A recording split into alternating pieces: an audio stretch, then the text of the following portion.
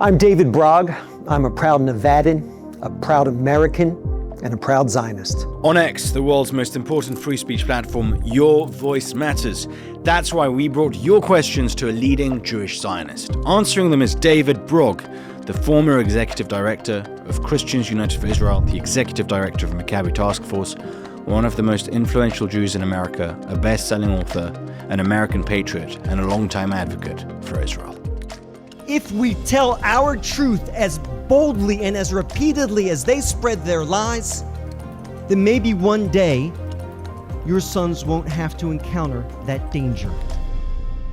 I believe that applying the principles of Zionism, that is, the right of a people to a homogeneous, self-governing homeland, to other nations would solve many of the problems we face in the West.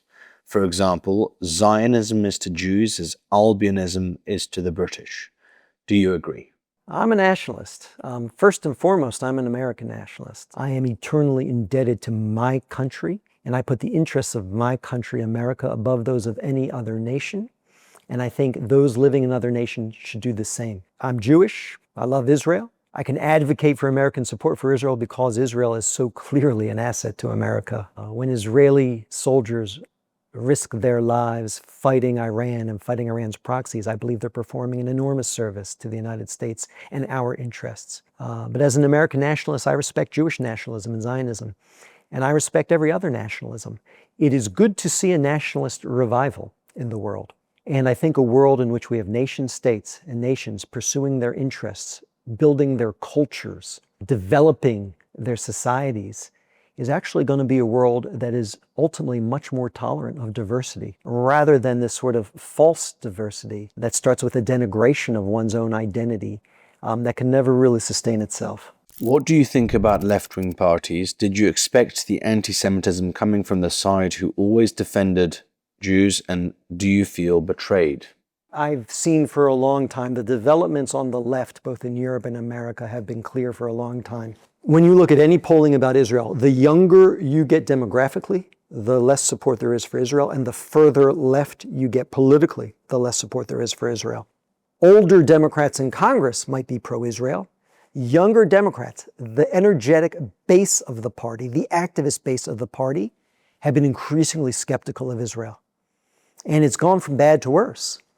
I mean, I look longingly upon the days when left-wing Democrats insisted upon a two-state solution. Well, I supported a two-state solution too. There really wasn't much disagreement between us other than the pace of that peace agreement. Now they've gone well beyond that to basically want the destruction of Israel and call for the destruction of Israel. Representative Rashida Tlaib for calling for the destruction of the state of Israel.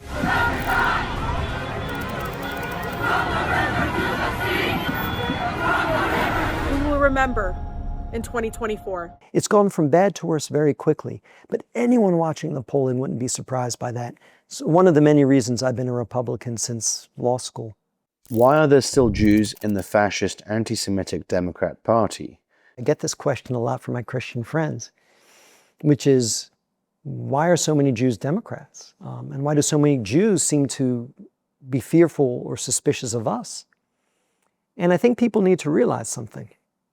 And anti-Semites need to recognize this, because actually we're not just all a monolith that gets together in the weekly meeting and plots our plots.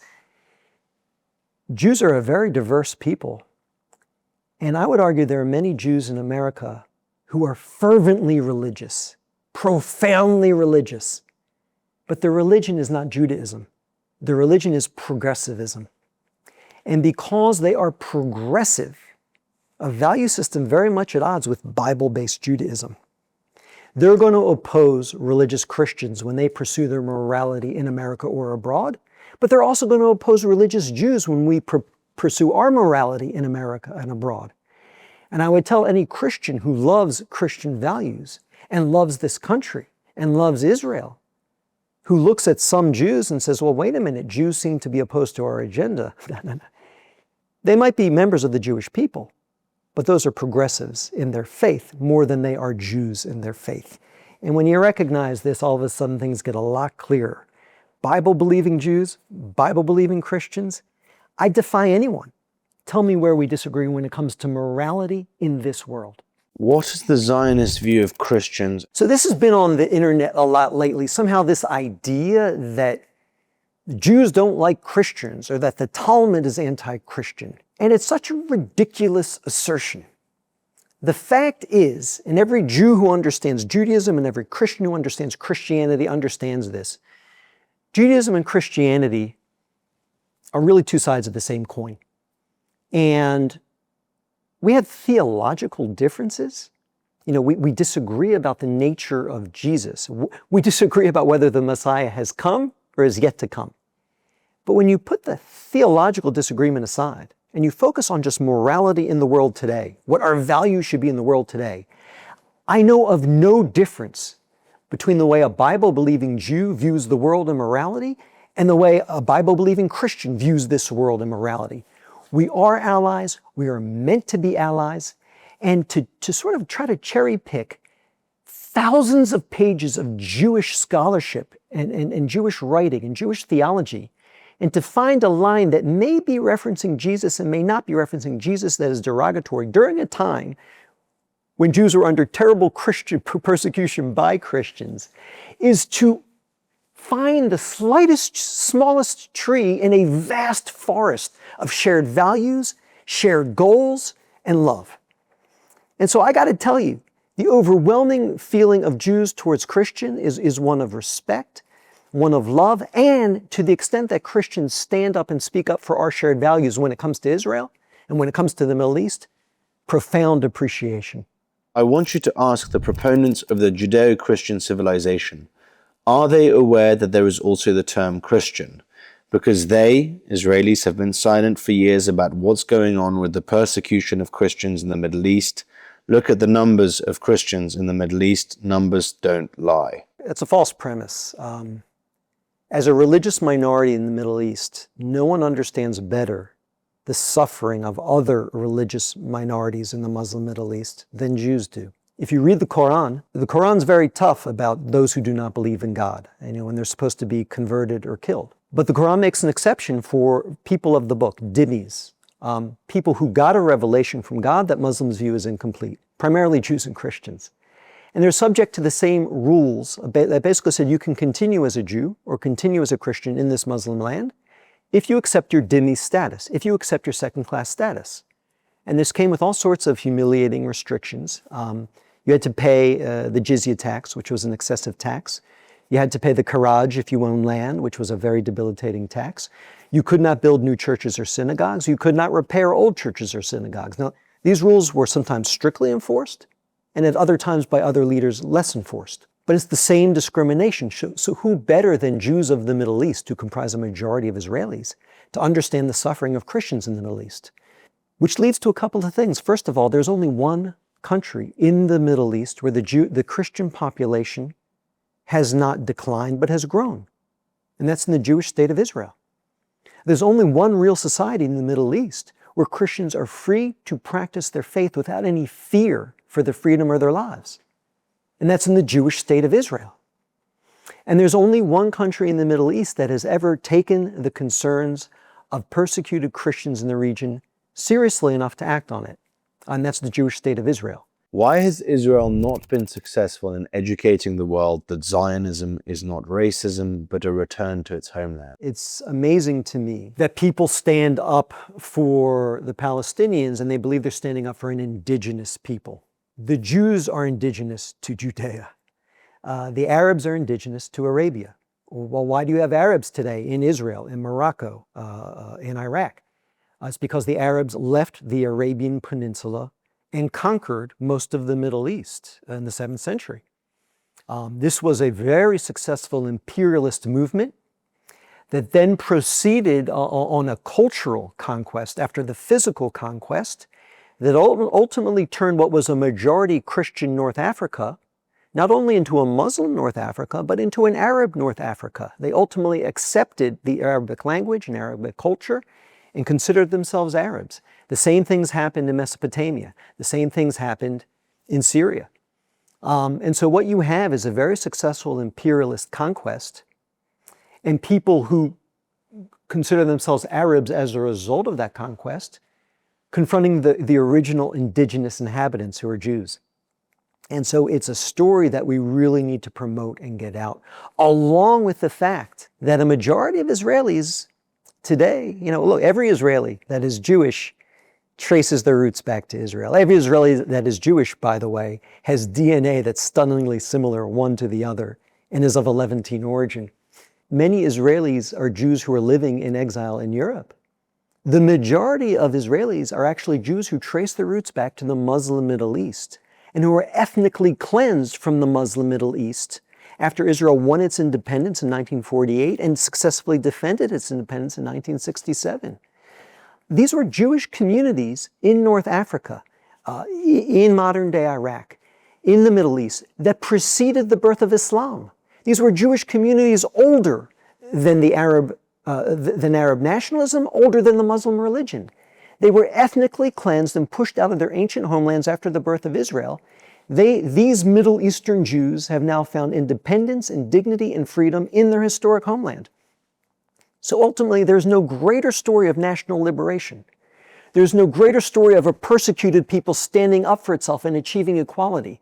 There is no greater story of an indigenous people reclaiming the rights to their ancient homeland than the story of Israel. This is a story that should be cheered by every anti-colonial student on campuses across the country. They just don't know the truth and don't know the reality, and they buy into the lie that Jews are some sort of foreign European conqueror in a land to which they have no connection. Is Gaza the new Auschwitz? Gaza is the opposite of Auschwitz. In Auschwitz, we saw a brutal, intentional, and efficient effort to murder civilians. And over 6 million Jews were killed.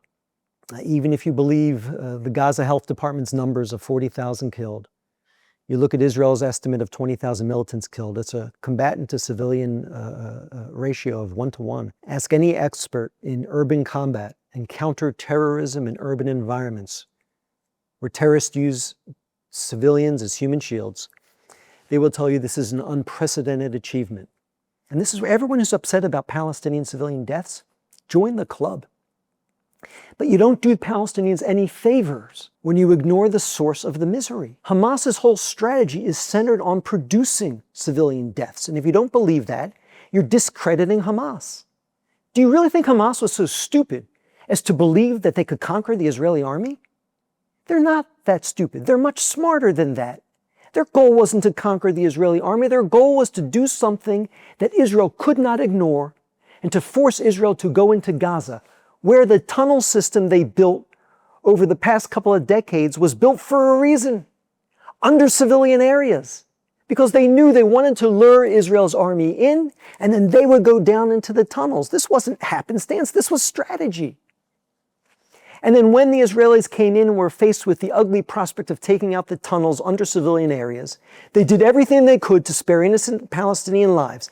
They dropped leaflets by the thousands saying to flee, and most Palestinians fled. Israel did amazing, unprecedented work the Americans didn't think could ever happen, moving innocent Palestinians into safe zones. Then they gave people warnings before going to any specific building. They warned everyone in that building through phone calls and text messages. They gave up the element of surprise. But eventually, when engaging against an enemy like this that's embedded so deeply, literally deeply in civilian areas, there's no way to do it without civilians being harmed. Hamas knew that. That was Hamas's strategy. They gave Israel no choice but to go in and take out Hamas, and in the process generate these civilian lives. There's only one thing in Hamas's strategy that didn't go according to plan. The plan was, we'll force Israel in, we'll go into the tunnels, and then the world will stop Israel before Israel can destroy us. And that hasn't happened yet. And hopefully it won't happen until Israel ultimately destroys Hamas completely, while doing everything humanly possible to spare every innocent Palestinian. Do you still support a two-state solution? What solution with the Palestinians do you support that will keep Israel both a Jewish and democratic state? Don't let whoever you're interviewing weasel out of a proper answer. I supported a two-state solution along with the majority of Israelis. Until an Israeli prime minister named Ehud Barak, who's actually my cousin. He was born David Brog. He Hebraized his name to Barak. The most decorated soldier in the history of Israel. I'm proud of my cousin Ehud. Ehud decided to take things to their logical conclusion. He believed the idea when some Palestinians said they were interested in a Palestinian state living alongside Israel in peace. And he offered Yasser Arafat the most generous offer that any Israeli leader had ever offered him. This ultimately took expression in the Clinton parameters in 1999-2000, which basically said, we'll give you 95% of the West Bank, all of Gaza, land from Israel proper to make up for that 4 or 5% of the West Bank that Israel wanted to retain, and the Arab neighborhoods of Jerusalem, and a corridor through Israel connecting the West Bank and Gaza. Everything that you say you want, have it. He went further than the Israeli public was willing to go at the time. He staked his political career on it, but he was willing to make that offer. Arafat had worried people because he said he wanted peace in English. But in Arabic, he always told people he wasn't interested in peace. He was going to use this state as a launching ground for a terror campaign against Israel to destroy Israel and take over all of Israel. He said things in Arabic that he wasn't really interested in peace. And there was a debate in the pro-Israel community. Should we take seriously what he says in English? Or should we take seriously what he says in Arabic? And Israelis so wanted peace. I so wanted peace that I remember people saying, he's only saying those things in Arabic to win over the Arab street, to get his people to agree to peace. We should take him at his word and offer peace. So the offer was made. What was Arafat's response? He didn't make a counteroffer. He said no and then immediately started competing with Hamas to see who could blow up more Israelis in what came to be known as the Second Intifada. Hamas, been in the news lately, had its start as a terror organization, became popular as a terror organization during this peace process, the Oslo process of the 1990s.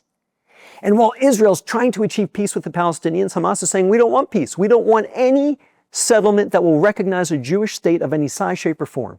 And they start blowing up buses across Israel. Well, guess what? Blowing up Israelis proved very popular.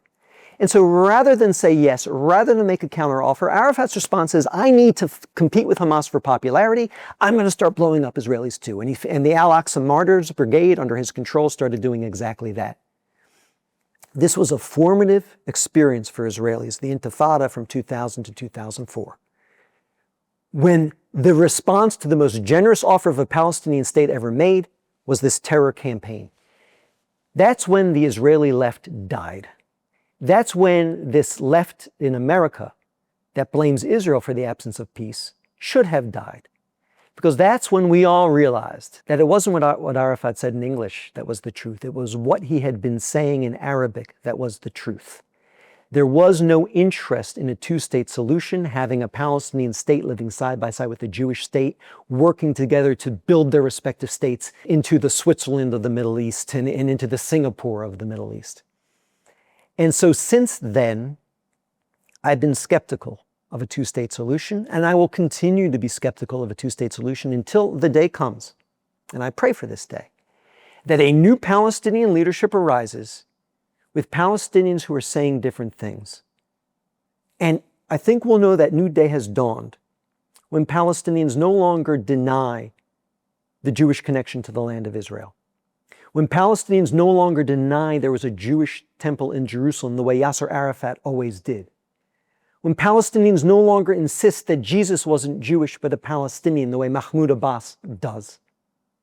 But rather Palestinians say what so many Israelis have said throughout this conflict, that there is another people with a connection to this land. There are other people with roots in this land that lead to rights in this land. And the only way forward is not to deny that connection and combat those rights, but to recognize that connection, acknowledge those rights, join hands and build our states together. When I hear leaders saying that, then I'll renew my interest in a two-state solution and my hope for peace. Why is what happens in Israel consequential to the safety and security of my family, myself, and my community here in the United States? For years, we sent American soldiers abroad to fight and die for the freedom of others. And we have so little to show for it. Iraq is now a satellite of Iran. Afghanistan is now under the control of the Taliban once again. A lot of us are tired of sending our boys and women abroad to fight shared enemies on behalf of others. I think those days are over, and they should be over. What we need to do is we need to find allies in this world who are actually willing to send their sons and daughters off to fight for their freedom against our shared enemies. And if we can find an ally that's willing to fight shared enemies on our behalf, I think that's the kind of ally we need, the kind of ally we need to embrace, and the kind of ally we need to support. When I look at Israel, I see an ally that wants to defend itself by itself, but in the process is taking on what happens to be one of the most prominent enemies of America in the world today. I mean, you scan the globe today, who do we need to worry about? First and foremost, China. But after that, I think you have to be willfully blind to ignore the fact that Iran is a dedicated enemy of America. The Iranian regime that overthrew the Shah in '79, first and foremost in its theology and ideology, hates America. And people get this wrong all the time. They hate Israel because they see Israel as an outpost of America in their neighborhood, the Middle East, not vice versa. It's who did they take hostage after they came to power in '79? It was Americans in the American embassy. Imagine what a Middle East dominated by Iran would look like if they were to conquer our ally, Saudi Arabia, if they were to conquer our ally, United Arab Emirates, if they were to conquer our ally, Israel, if they controlled all of the resources of the Middle East. This would be a world that would be inimical to the United States and our interests. Look what our ally Israel has done without one American soldier involved to degrade and diminish the power of Iran and the threat of Iran. That's an ally. And instead of criticizing Israel for how it defends itself and us, I think more Americans need to wake up and thank Israel for defending itself and in the process, defending our interests in our country in a vital part of the world.